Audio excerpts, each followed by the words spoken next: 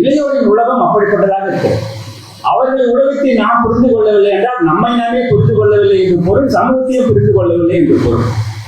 அப்படி ஒரு இசைக்குழு இந்த உலகத்தை ஆட்சிப்படுத்திக் கொண்டிருக்கிறது. இசை இல்லாமல் இந்த உலகம் இல்லை, பாடல் இல்லாமல் இந்த உலகம் இல்லை. இந்த நாவலில், இந்த புதினத்தில் இசையோடு தன்னை இணைத்துக் கொண்டு, இசை கலைஞர்களோடு தன்னை இணைத்துக் கொண்டு ஜோ வெளிப்படுத்தியிருக்கிற அந்த காதல் மிக அழகானதாக இருக்கிறதாக நான் உண்மையிலேயே உணர்கிறேன். இசை இல்லாமல், பாடல் இல்லாமல் இந்த உலகம் இல்லை. பாப் டிலன் என்கிற ஒரு அமெரிக்க பாடகர், அமெரிக்காவிலே தெரு பாடகராக அறியப்பட்டவர். அவரை தெரு பாடகர் என்றுதான் சொல்லுவார்கள். ஆனால் அவருக்கு 2013ஆம் ஆண்டு நினைக்கிறேன் அவருக்கு நோபல் பரிசு கொடுக்கப்பட்டது.